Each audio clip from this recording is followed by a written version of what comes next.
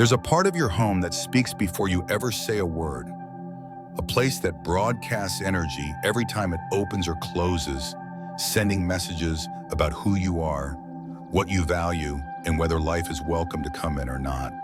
It's not your living room. It's not your altar. It's not even your bank account. It's your front door. And in Feng Shui, the front entrance isn't metaphorical, it's mechanical. It's the mouth of Qi, the entry point where energy either finds a home or turns around and walks away. And here's the uncomfortable truth. If this one space is overlooked, disrespected, or misused, the rest of your Feng Shui doesn't matter, because Qi doesn't knock, it flows. And if the mouth of your home is closed, blocked, or confused, wealth, support, and movement can't get in, no matter how hard you work or how much you hope. This isn't about superstition, it's about structure. Because Feng Shui, when practiced with clarity, isn't a belief system, it's spatial intelligence. And your entrance is your house's first impression, not just to guess, but to energy itself. And energy is responsive. It goes where it feels seen. It stays where it's respected. And most importantly, it gathers where it's been welcomed with clarity. Today, we're going to examine 5 precise strategies used by energy-aware households and traditional Feng Shui experts to ensure that the front door functions not just as a passage, but as a magnet, a quiet conductor of opportunity, emotional ease, and financial clarity. I'll walk you through how small details, like the placement of a single plant, a bowl of salt, or even the color of a doormat, send consistent messages to the energetic field. Not dramatic ones, but directional ones. And if these details are misused, wealth doesn't get destroyed, it just detours. That's why you can live in a beautiful home, work long hours, and still feel like good fortune is bypassing your space. Because the front door isn't just architectural, it's behavioral. It tells life how to respond. Later in this episode, I'll also share a fascinating real-world example from one of the most influential women in global business, a CEO who quietly redesigned her front entrance, not with expensive objects, but with elemental symbolism. Not because she believed in luck, but because she believed in clarity. And she knew that the only way to build a space that supported her ambitions was to start at the threshold. But before we step into the first section, I want to pause and ask something of you, not with pressure, but with purpose. If this kind of grounded Feng Shui content resonates with you, not mystical, not hyped, but based on ancient spatial principles with modern clarity, please take a moment to like this video. Share it with someone who's building a home that supports their future, not just reflects their past.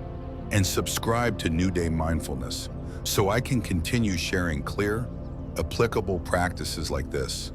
Your support helps me reach our next community milestone of 2,000 subscribers.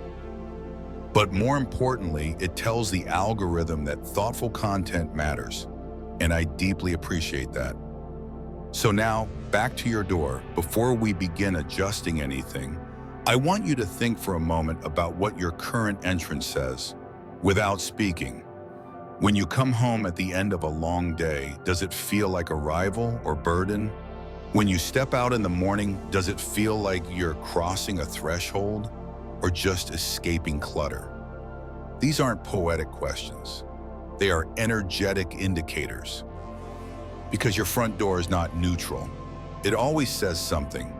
And in Feng Shui, the strongest spaces are the ones that speak on your behalf, even when you are not paying attention.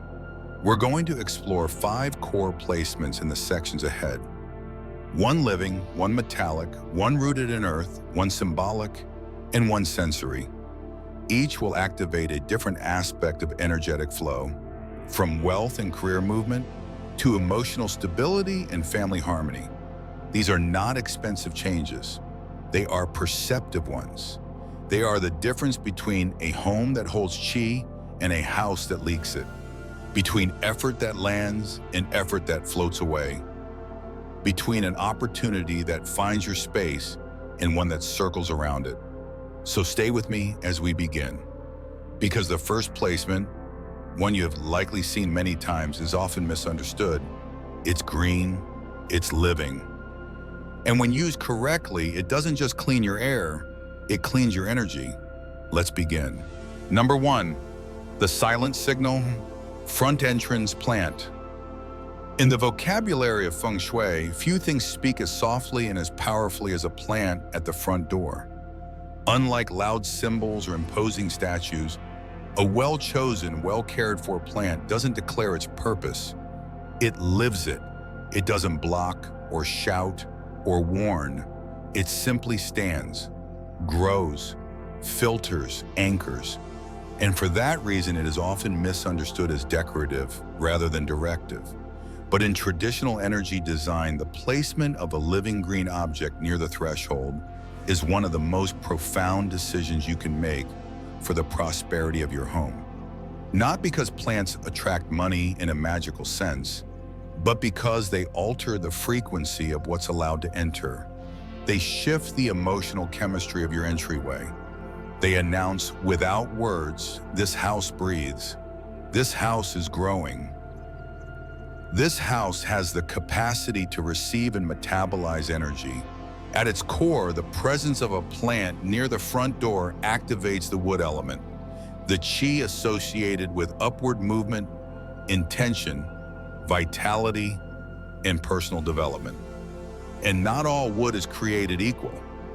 The plant you place doesn't just need to be green, it needs to be healthy, rooted, respected.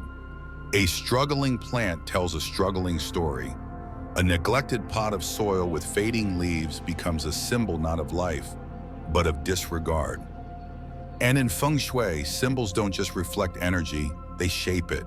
That's why the first and most important rule is this: choose a plant you can commit to. This is not an ornament, it's a contract. You are saying to the energy around you, this is how I handle living things. And energy listens. A vibrant jade plant, for example, round-leaved, succulent, rich in color, emits not just moisture, but a message. Stability is welcome here. Growth is steady, water is held, not wasted. A lucky bamboo stalk, simple, upward, minimal in need, communicates the same, though in a lighter tone: adaptability, clarity, the willingness to grow despite obstacles. Either plant can be powerful, but only if the pot they're in is clean, the soil turned, the roots unbound, and the care consistent. When you stand at the front of your home, facing outward toward the world, the ideal placement is on your left-hand side. In classical Feng Shui, this corresponds with the green dragon position, the side that welcomes supportive wood qi. This direction activates external support in family harmony. When placed correctly, the plant becomes a partner, not a shield. It doesn't block energy, it shapes it. It slows aggressive qi from busy streets. It redirects attention from neighbors. It softens invisible pushback that might otherwise cross your threshold unchecked. And most importantly, it introduces life, living breath, active presence. But presence without structure is chaos. That's why the container matters just as much as the plant. A ceramic pot in earth tones anchors the plant's water intake and reflects a calm base. Terracotta is ideal for grounding. Avoid plastic if you can. It holds qi too tightly and distorts its breathability. Even metal pots, though stylish, are better used indoors. Outside, your planter should belong to the landscape. It should feel like it was placed with care, not as a last-minute fix, not as a leftover object from your last apartment, but as a conscious contribution to the home's first breath. Maintenance is where most people fail. A dead leaf left hanging says something. A dry soil bed that hasn't been touched in weeks radiates absence. You may not think energy notices, but it always does. That's why Feng Shui is not about belief. It's about consistency. An inconsistent entrance teaches inconsistent outcomes. The care you give your front door plant is the care you're teaching your house to expect from the world, and vice versa. If your home is near a busy street or intersection, or your front door faces traffic head-on, a condition known as poison arrow energy, there is one small enhancement you can make to help the plant do its job more effectively. Add a light sprinkle of rock salt to the soil once a month. This is not for nutrition. It is symbolic. The salt acts as an energetic sponge, drawing in stagnation and neutralizing low-level aggression from the external environment. But just like with all tools in Feng Shui, it must be done with clarity. Use natural rock salt, not processed table salt. Add only a pinch. Too much becomes destructive. And stir it gently into the topsoil so that it doesn't remain visible. The goal is not to display the ritual, but to integrate it. There is a reason traditional homes in Asia, especially those built with intention and lineage, always had a courtyard or side garden near the main entrance. This was not aesthetics. It was energy hygiene, Bauman. The plantings were chosen not just for beauty, but for function. Bamboo for resilience, peony for fortune, chrysanthemum for purification, even citrus trees for movement. These homes treated greenery as guardians, not in a militaristic way, but as stewards, because what we grow grows us. And when the entrance is lined with intentional growth, the message to the world is unmistakable. We are ready to evolve. Contrast this with a front door flanked by artificial flowers, or worse, no plant at all. That emptiness may feel clean, but energetically it reads as barren, especially in urban apartments, where concrete, glass, and steel dominate the outside field. The presence of even a small living thing near the entrance softens the edge. In Feng Shui terms, the entrance becomes less of a threshold and more of a transition. And transitions are where energy decides what to do next. If you want wealth, peace, clarity, or support to enter your life and stay, you must give it a place to pause, a place to breathe, and a place to be received. And so the question becomes, what kind of plant are you choosing? Not just by species, but by story. Does it reflect how you want to be met by the world? Does it match the energy of the goals you're calling in? Does it thrive in the light you can offer it?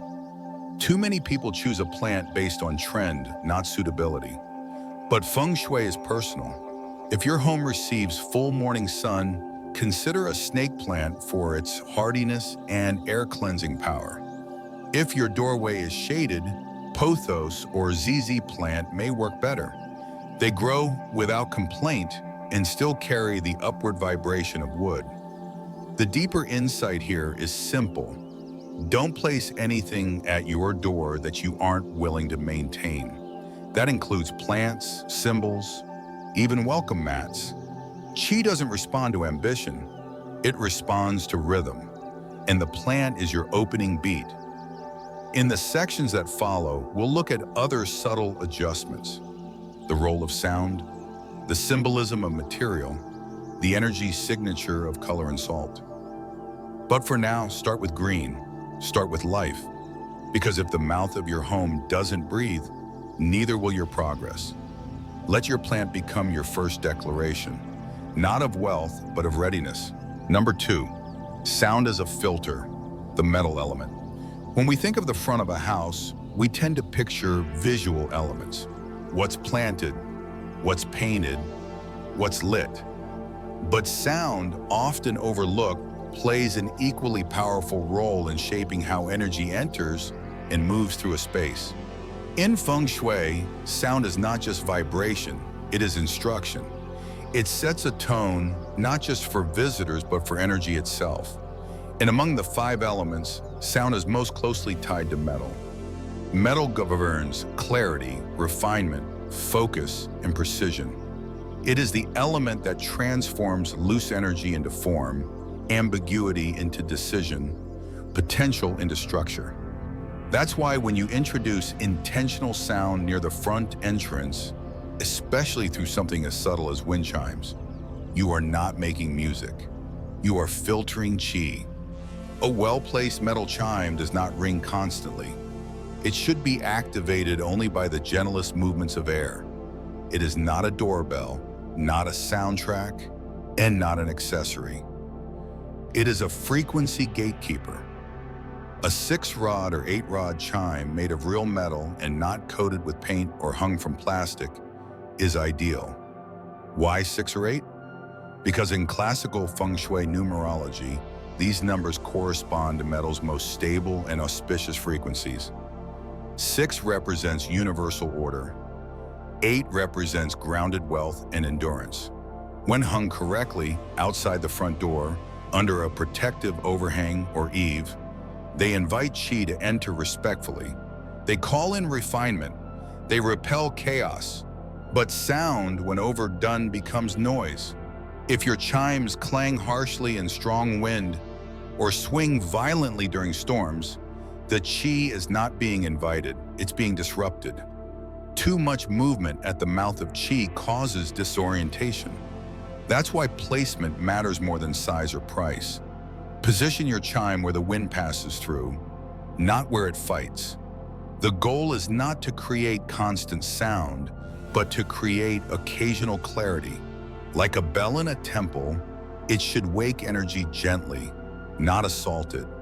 For homes where outdoor installations are impractical, such as apartments, townhouses, or heavily shielded entrances, a modern adaptation can achieve the same metal chai without audible sound. This is where the concept of a metal bowl filled with copper coins becomes useful. Copper, a conductive metal, holds both value and clarity. When placed just inside the door, perhaps on a small side table or even in a shoe cabinet that opens frequently, this bowl functions as a quiet, energetic conductor. It doesn't make noise, but it holds the metal vibration. Each coin inside carries the signature of completion, a circle with a defined edge, a boundary that holds worth. But this only works if done with intention. A random bowl of coins thrown together without cleanliness or placement consideration will not invite wealth. No, it will confuse it. If you use this technique, choose a clean, round metal bowl, ideally one with a soft bronze, silver, or copper tone. Avoid decorative patterns that dilute the elemental message. Place 7 or 9 coins inside. Odd numbers promote movement, and consider wiping them with lemon water once a month to maintain vibrational clarity. Why? Because dust, grime, or neglect turns symbolic objects into energetic static. And metal, above all, demands maintenance. That's its lesson. Without precision, metal becomes blunt. Without follow-through, it becomes brittle. The metaphor here is deeper than aesthetics. Think of your entryway like an instrument. When tuned properly, it vibrates in harmony with the life you are building. The chime, whether audible or symbolic, becomes your home's tuning fork. It filters out disharmony. It reminds energy to straighten its posture before stepping inside. It doesn't just welcome, it defines. That's the difference between a door that is open to everything and a door that is open only to what serves. And don't underestimate the psychological effect of sound. A subtle chime near the door recalibrates the nervous system, both of the occupants and their guests. In our overstimulated world, we often don't notice how much noise we carry on our skin. The honking from the road, the tension from a workday, the dissonance from a phone call. These energies accumulate in layers. But when a visitor reaches your entrance and hears a gentle tone or passes a clean copper bowl glowing in the soft light, the body receives a cue. Something here is different. Something here is careful. That cue changes how they step inside. And Feng Shui teaches us, how things enter is how they behave once they're in. Of course, like any tool, sound must be used in balance. Too much metal or using chimes made from synthetic materials or placed without guidance can invite the wrong kind of energy, sharp, cold, critical. That's why Feng Shui is never one size fits all. If your household already has a lot of metal, appliances, steel doors, or minimalist decor, you may want to downscale your sonic input. In that case, opt for symbolic metal presence through small elements. A brass knob, a reflective tray, or the copper coin bowl we mentioned earlier. Let your sound be implied, not insisted upon. One often overlooked option is to use sound-absorbing metal. For example, hanging a small hammered metal disc against wood allows for a gentle percussive tap when doors close or are brushed open. It produces a subtle, reassuring click, not enough to be called a chime, but enough to signal closure. These micro sounds form the ambient background of a home that knows its rhythm. Not rushed, not silent, just aware. Another method, especially useful for interior-facing entryways, like an apartment door that opens directly into a hallway, is to place a framed metal symbol, such as a circular medallion or minimalist geometric design, on the inner wall just beside the entrance. This design doesn't emit sound, but it rings visually. Its shape, shine, and placement vibrate with qi and offer the same mental clearing as a chime, without requiring wind. Sound in Feng Shui is always an echo of intent. It says, we are paying attention. And when the space is paying attention, the people in it start to notice things too. What thoughts they carry when they come home, what feelings arrive with them, and which ones they're finally ready to leave at the door. So ask yourself, what's the first sound that greets you when you return home? Is it silence, chaos, or something sacred? Because what you hear at the edge of your space will shape what you feel at the center of your life. Let the metal element speak. But let it speak softly, precisely, and with purpose. Because when qi arrives to a frequency, it understands, it doesn't hesitate. It enters with clarity. Number 3, the wealth mat, footstep energy. There is a moment in every day, often unnoticed, when you cross from one world into another. It happens not when you speak, not when you sit, but the instant your foot presses down at the entrance of your home. That touch point, where outside energy meets private space, is not just architectural. In Feng Shui, it is energetic. The doormat beneath your feet, quiet, humble, easily overlooked, is a powerful receiver of frequency, and it either filters or welcomes everything that steps across it. The reason this matters so much is because energy, like water, follows form. And when form is degraded, the energy that flows through it doesn't disappear, it distorts. A mat that is clean, intentional, and properly aligned becomes an energetic reset point, one that clarifies intention, neutralizes outside tension, and supports incoming wealth with every step. Let's start with why this simple item matters. Your entrance mat is one of the first things both qi and people interact with. It is the threshold signature, the handshake your home offers to whatever stands at its edge. Whether it's a visitor, a package, or a moment of reflection as you unlock your door, that mat becomes the surface where old energy is dropped and new energy is picked up. In modern terms, it's like a password filter. It doesn't just let energy in, it decides what kind of energy gets through. And in classical Feng Shui, every part of that mat speaks. The color, the material, the condition, even the shape. A rectangular mat says something different than a circular one. A jute weave speaks differently than synthetic rubber. These details don't seem dramatic, but in energy design, nothing is accidental. To support financial stability and personal progress, the ideal entrance mat is made of natural fiber. Jute, coir, coconut, husk, or untreated hemp are excellent because they interact with the earth element.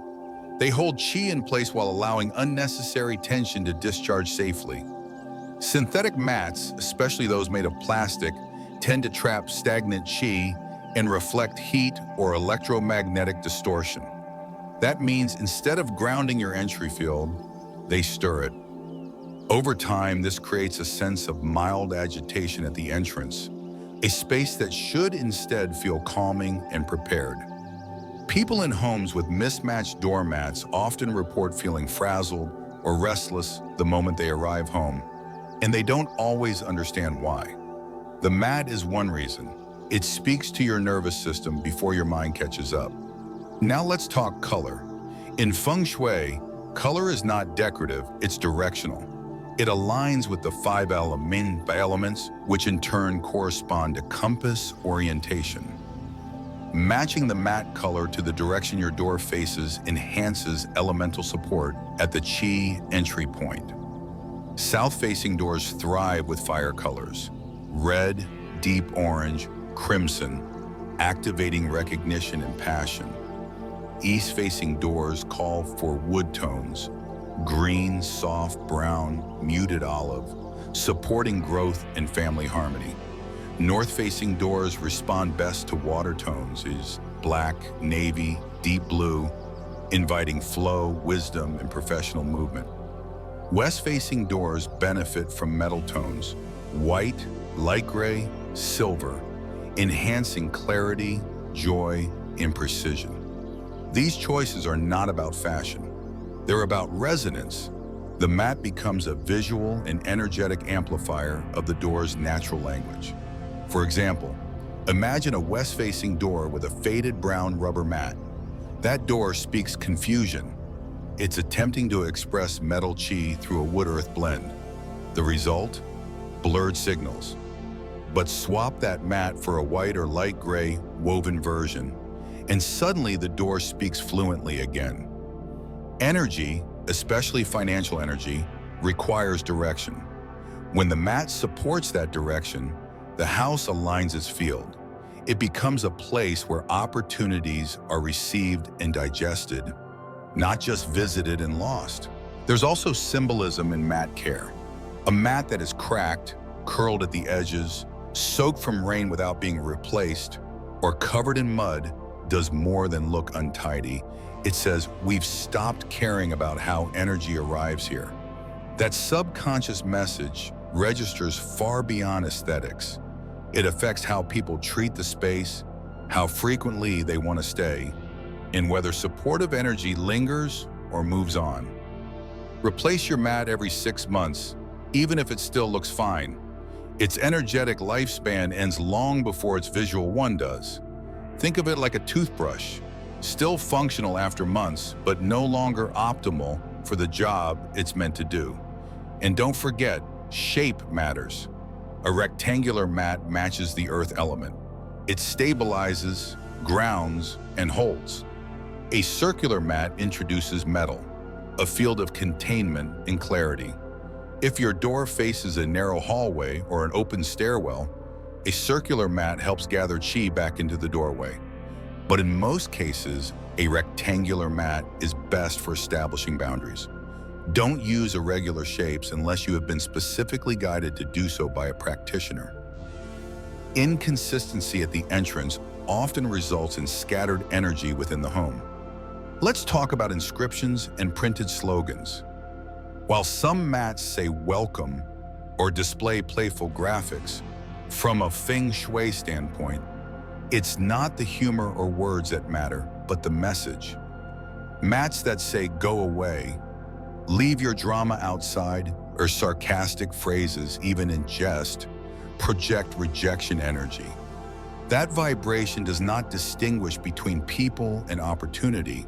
The language of the mat becomes the filter of the field. Use words that align with the life you want to build. Peace, ease, clarity, protection. Or choose no words at all. Let the material, the color, and the cleanliness speak for themselves.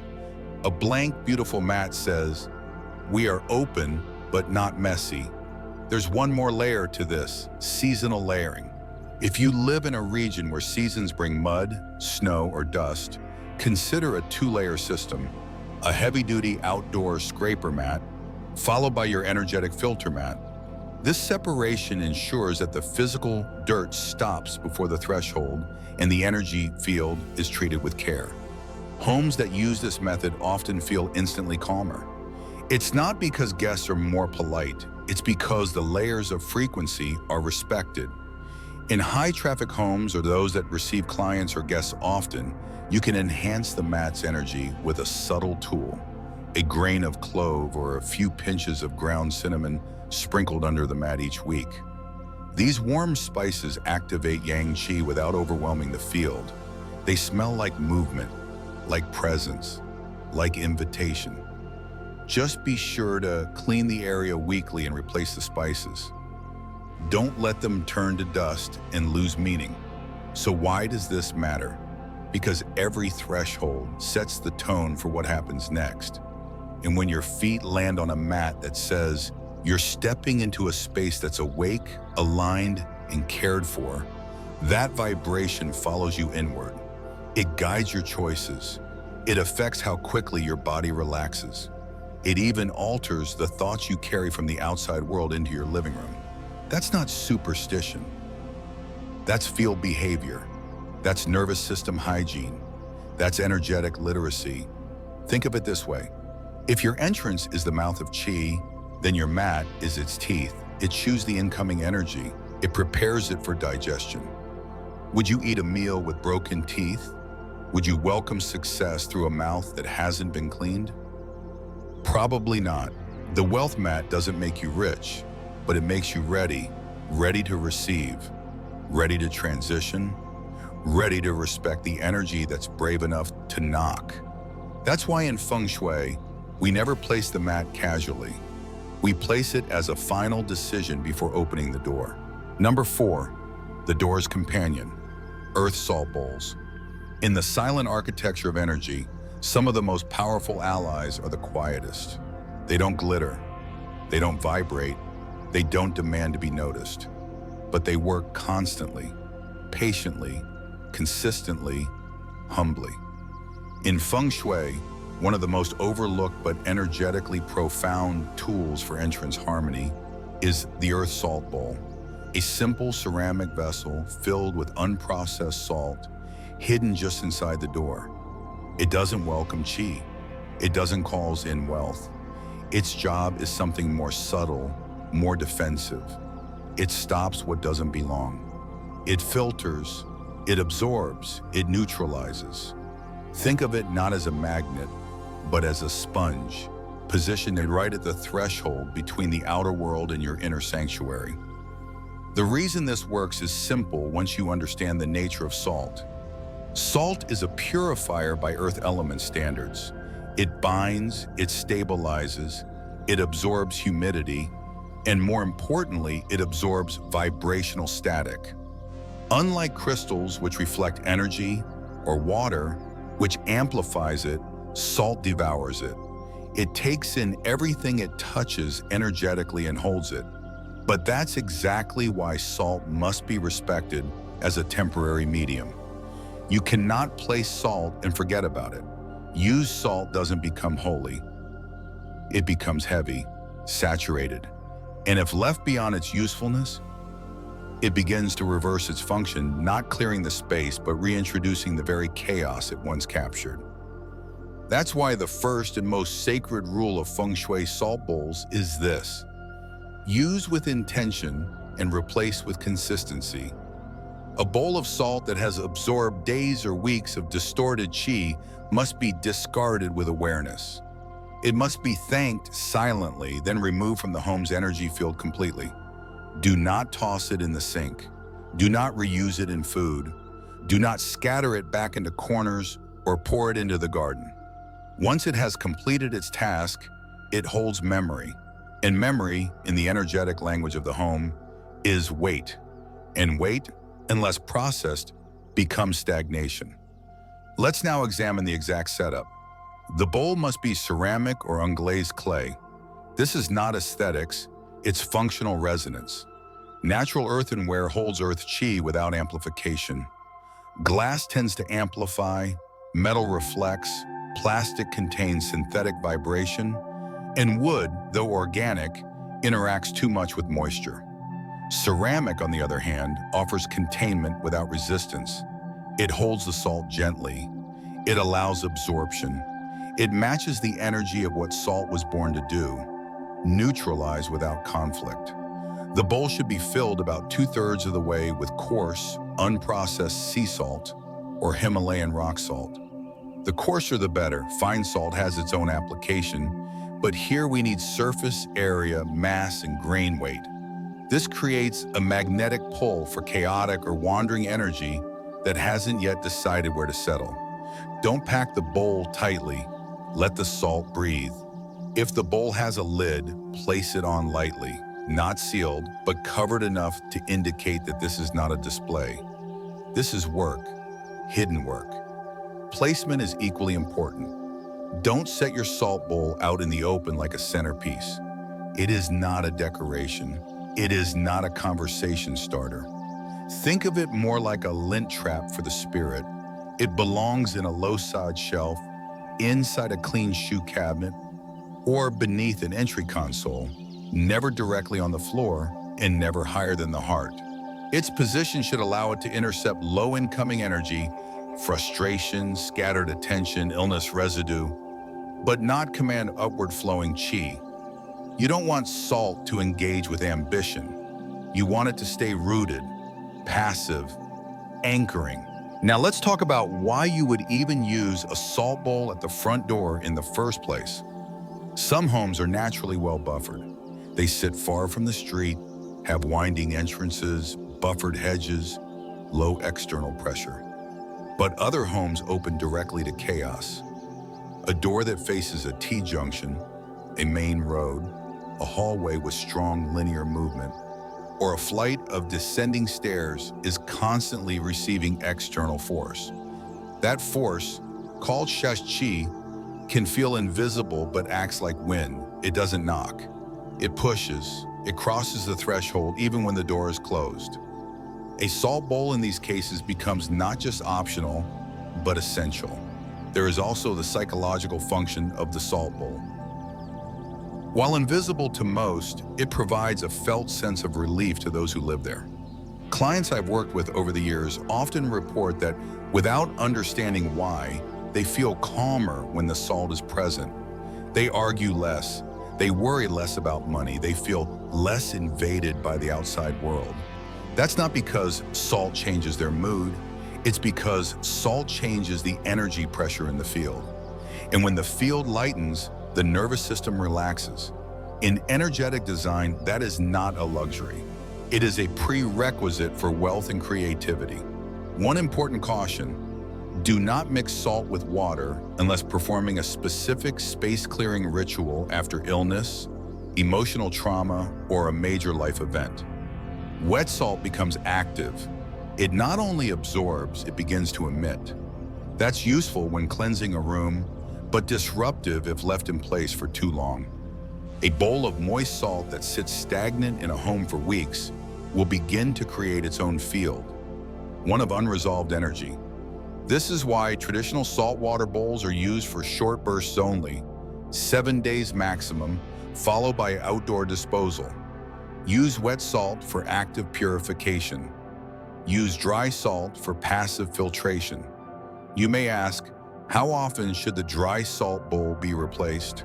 The rhythm depends on your home's activity, but as a general rule, replace every 9 to 14 days. In high-traffic homes or during emotionally intense periods, lean toward the shorter interval. If the salt begins to clump, discolor, or lose its dryness, that is your cue. It is saturated. Its work is done. At that point, remove it carefully. Thank it, either silently or aloud. Wrap it in natural paper or cloth and take it out of the house. Do not throw it in household trash. If possible, dissolve it in water outside, far from your entry zone. Let it return to earth. Don't let it linger. And a final insight: don't expect the salt to bring good luck. That's not its job. Salt doesn't deliver wealth. It makes space for it. Salt doesn't boost joy. It creates the absence of clutter so joy can breathe. In Feng Shui, this is the difference between symbolism and function. We don't use salt as a wish. We use it as a wall. a quiet, permeable, temporary wall between what we need and what we no longer want.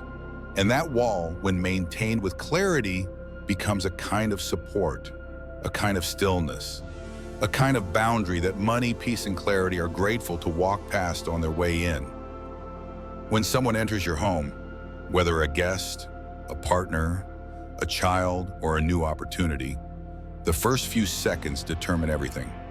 The way the light lands, the scent in the air, the temperature, and yes, the unseen pressure. That pressure, if unmanaged, becomes friction. Salt, used properly, absorbs that friction without making a sound. It becomes a silent companion at the door. It holds what you no longer need, so you can hold what you truly want. Number 5, symbol without superstition. Protective objects. In a world saturated with noise, objects often say more than people do. They speak without words, hold their posture without movement, and carry memory without judgment. In Feng Shui, symbols are not decorations. They are instructions. They quietly inform the energy around them what to do, how to move, what to filter, what to reinforce. But like any form of communication, symbols only work when their placement, intention, and context are coherent. That's why a symbol without understanding is just clutter. And clutter, no matter how expensive or ornate, does not protect. It confuses. Let's begin by clearing one of the most common misconceptions. Protective objects are not meant to scare away bad spirits or intimidate negative forces. That idea belongs to folklore, not to true energy management. In Feng Shui, protective objects are not aggressive. They are anchors. They stabilize the field.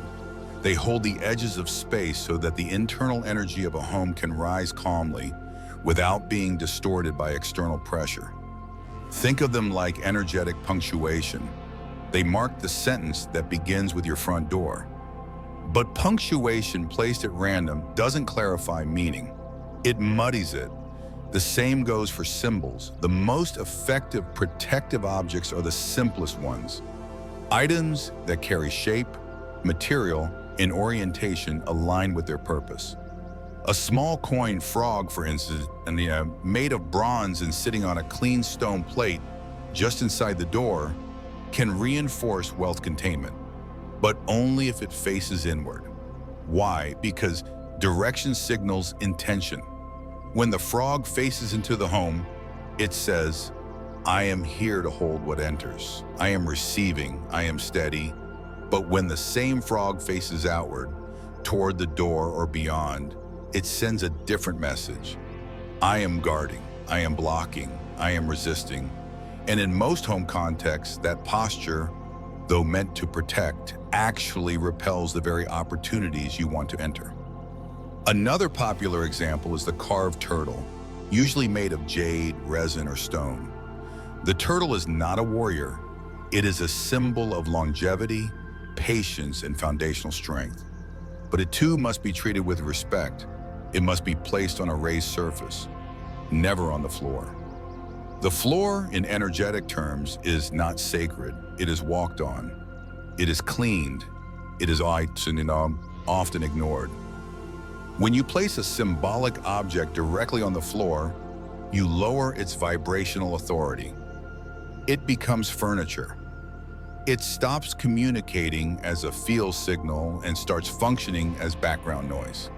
The same rules apply to the lion, perhaps the most misused symbol in home feng shui. Western homeowners often place lion statues or Chinese guardian figures flanking the door with no awareness of their orientation or energetic function. These lions, originally called fu dogs, are not universal invitations. They are gatekeepers. They belong to temples, palaces, and high-vibration institutions where qi is meant to be filtered with rigor. In residential settings, especially small homes or apartments, they can be overwhelming if used incorrectly. One small bronze lion, facing inward and elevated on a shelf, cleaned monthly, can anchor strength. But a pair of heavy lions placed carelessly on the floor by a narrow apartment door, that's not protection, that's pressure. And homes under pressure do not breathe. They brace. Cleaning is not optional. Any symbol used for protective or energetic instruction must be kept clean. Not because the dust matters, but because neglect carries meaning. A dusty statue says, "We no longer pay attention." And the energy field responds to that dissonance. You cannot expect your space to reflect order when the very item you chose to hold order is layered with abandonment. That's why we clean not just for appearance, but to reaffirm the symbol's active role in the home. Once a month, pick it up, wipe it gently with a dry or slightly damp cloth, and, if you feel so inclined, speak a word of reinforcement. Not a chant, not a mantra, just a clear statement of intention. Something like, "You are here to hold clarity," or "This house receives support." That tone alone realigns the field. Some people prefer not to use figurines at all. They feel too heavy, too themed, or too incompatible with their design style. That's perfectly fine. Symbols do not have to be statues. They can be calligraphy. They can be texture. They can be words. One beautifully carved piece of wood with the word peace engraved in your handwriting has more protective energy than 1,000 ceramic dragons. Why? Because it carries you, it speaks in your voice, and the field recognizes authenticity. If you're choosing a word as your protective signal, keep it short and open. Choose words like welcome, clarity, harmony, or prosper. Avoid anything that commands or warns. Words like stop, guarded, or even sarcastic phrases, while humorous, imprint resistance. The entry is not a battlefield. It is a filter. The symbol you place there should not be bracing for war. It should be preparing to host. You can also choose organic forms as symbolic protectors. A river stone smoothed by time and held in your palm until warm, placed on a raised wooden dish near the door, can carry immense stabilizing energy. It doesn't need to be explained. It just needs to be respected. Similarly, a piece of driftwood, polished by the ocean and sealed with care, can carry both the water and wood elements, supporting emotional flow and upward growth. These are not decorative. They are relational. They relate to the door, to the space, to you. Whichever object you choose, figurine, word, wood, or stone, it must be elevated. This cannot be emphasized enough. Symbolic power rises through attention, and attention gravitates upward. Placing your symbol on the floor or behind a pile of shoes sends the message, this is an afterthought. And afterthoughts don't shape fields. Choose a clean shelf, a small pedestal, or even a narrow wall bracket just inside the entrance. Give the object air, visibility, and regular acknowledgement. That's all it needs. And finally, no matter what symbol you choose, use it to communicate a feeling, not a command. A symbol is not a tool for control. It is a tuning device. When you walk into your home and see that object, whether a bronze turtle, a walnut engraved welcome one, or a river stone wrapped in string, you should feel one thing: stability. That's the test.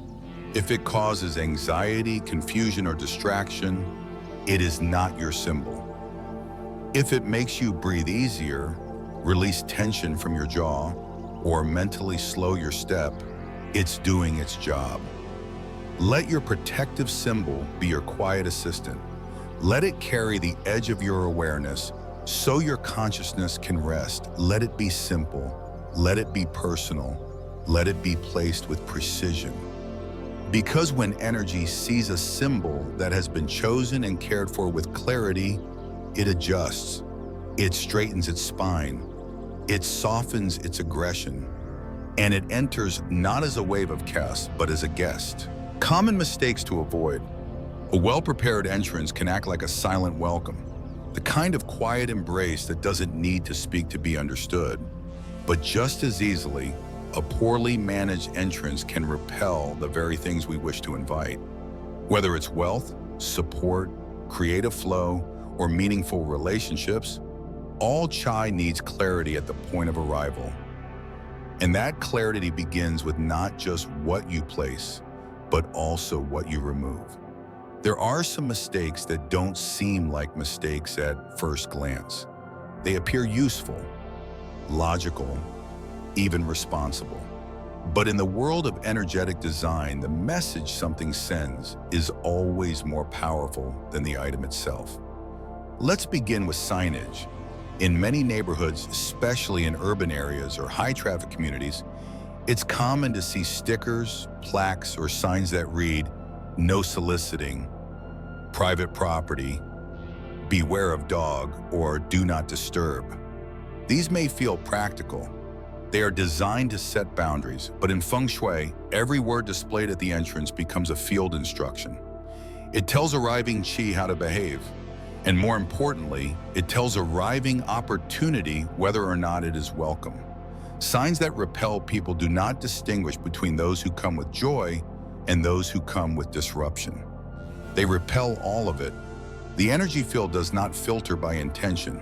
It filters by tone. No soliciting may seem harmless, but energetically it vibrates like, "Do not ask, do not offer, do not approach," which can feel like protection in the short term, but functions as energetic starvation over time. Clients who display such signs often experience fewer invitations, fewer referrals, and even reduced flow in their social and business networks. Their homes begin to feel like islands, safe but disconnected. There are more subtle mistakes as well. Take, for example, the placement of brooms, mops, or garbage bins near the front door. In many homes, especially compact apartments or smaller properties, the space beside or behind the entrance becomes a default storage area. It's where the trash goes before it's taken out, where the broom rests after sweeping, where that old bucket or cleaning solution quietly waits. And while this might make sense spatially, it sends an entirely different message energetically. Brooms symbolize clearing. Garbage bins represent what's been rejected, discarded, or no longer valuable.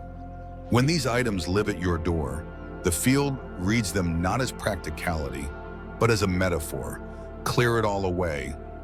This house prepares to dispose. Whatever enters must be cleaned out quickly.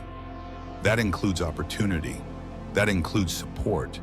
That includes even the subtle nourishment of positive conversation or an unexpected solution. In one case, a couple kept a large mop and industrial broom hanging on a hook just beside their entrance for years. They were clean, meticulous, and proud of their routine.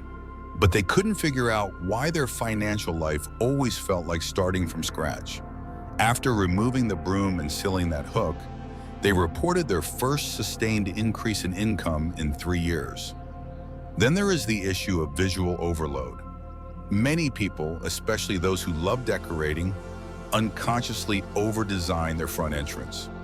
They place a dozen welcome signs, seasonal ornaments from 3 holidays ago, wind chimes, lanterns, prayer flags, old doormats stacked on new ones, half-alive plants, cracked pots, ceramic frogs, dream catchers, and random sculptures that once meant something but have now faded into background noise. This may sound charming or even festive, but in energetic terms, it is a cluttered frequency field. Qi arrives at the door like a visitor. It wants to know, am I welcome? Where do I pause? How do I enter? When the door is decorated with conflicting elements, metal, plastic, wood, water, cloth, glass, it becomes confused. It gets trapped in the aesthetic equivalent of a traffic jam. There is no dominant message, no clear invitation, just visual sound. And when energy cannot find its way in, it doesn't fight, it leaves. The correction here is not to strip the entrance bare. It is to curate with intent, To treat your front door the way you would treat the foyer of a sacred space, uncluttered, meaningful, functional. Begin with a monthly edit. Once every 4 weeks, stand at your own entrance, not from inside looking out, but from the threshold itself, as though you are a guest. Look around, ask yourself, what feels outdated? What here no longer carries power? What object have I stopped noticing? What item makes me pause, but not in a good way? Remove at least one object. Always. Next, introduce seasonal rhythm. Rather than accumulating decorations that layer upon each other and remain for years, adopt the practice of energetic rotation. For each new season, choose one item to swap or refresh. This could be as simple as replacing a dried floral wreath with a fresh sprig of cedar, or switching a summer doormat with a deeper toned winter mat. The point is not fashion, it's freshness. Energy responds to renewal. When you show that you are paying attention to time, Qi pays attention to you. That is the energetic equivalent of respect. Most importantly, maintain at least 1 full square meter of visual stillness at the entrance. This does not mean blank wall or sterile minimalism. It means a zone that is free of symbols, messages, or interruptions. A place where the eye can rest and energy can settle before continuing. In traditional Feng Shui, this stillness acts like a buffer, a pause point, a moment of neutrality before decision. This is where the nervous system recalibrates. This is where the field smooths. And in that smoothness, all your best intentions finally have space to land. Let's clarify one more pattern of confusion. Fake plants, imitation symbols, and trendy talismans bought without connection. These often appear at the door as substitutes for deeper thought. A plastic jade tree purchased from an online shop. A fortune cat, battery operated and fading. A sticker of a mandala pressed crooked on the glass. These are not inherently negative, but when used without understanding, they lose coherence. The field doesn't respond to trend, it responds to truth. If you love the jade tree because your grandmother had one or because you handpicked it during a trip to Asia, that's different. But if you bought it because a video told you to, and it's never been cleaned or acknowledged, it is not neutral, it's noise. To reset the space, ask yourself, what do I want the first 3 seconds of my entrance to say? Not to others, to me. What do I want to feel when I step in? Wait, calm, movement, rest, begin there. Then remove what disagrees with that message. In energetic design, the most powerful homes are not the most expensive or the most ornate. They are the most consistent. They do not contradict themselves. They do not shout and whisper in the same breath. They do not invite and block at the same time. They simply speak clearly. They say, you're welcome to enter, but only if you're aligned with the energy we're choosing to grow. And that message begins with what you refuse to overlook. The most powerful transformations rarely begin with bold gestures. They begin in quiet places. They begin in moments where you look at something you've passed by every day, your front door, your mat, the items on a shelf, and finally ask yourself, is this helping me build the life I want? In Feng Shui, the entrance is not just a space, it's a statement. It tells the universe not only who you are, but what you're prepared to receive. It whispers to opportunity, it signals to chai, and it resonates with every footstep that crosses its threshold.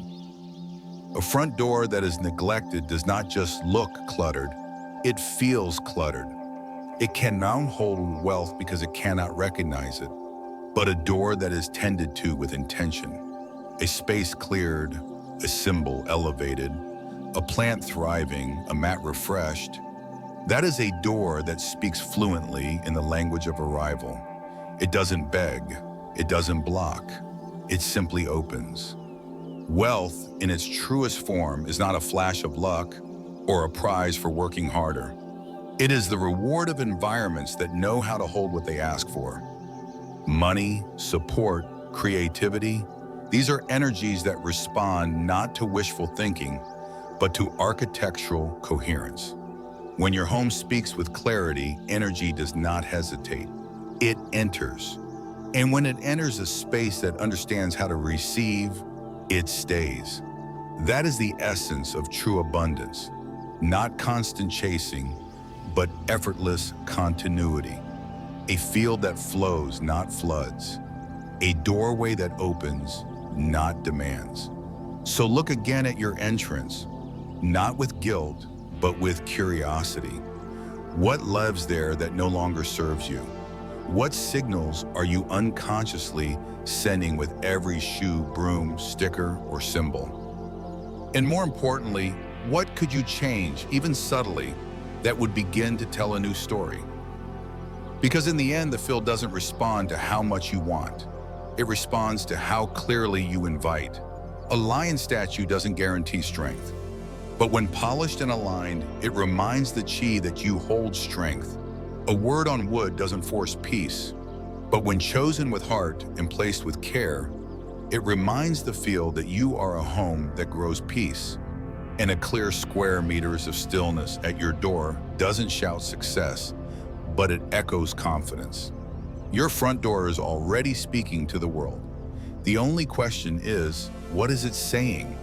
If this reflection helped you see your entrance with new eyes, I invite you to share it with someone else who's ready to ground their home and their future with more clarity. Leave a comment below with one specific thing you're going to shift this week, whether it's clearing out an old shoe pile, replacing a doormat, or adding a small symbol of invitation that truly feels like you. And if you'd like to keep learning grounded, non-superstitious energy design rooted in real environmental wisdom, subscribe to New Day Mindfulness. Your support helps me reach my next milestone of 2,000 subscribers. And more importantly, it helps us build a growing community of homes that don't just look good, but feel right. Homes that know how to receive, and lives that know how to stay open.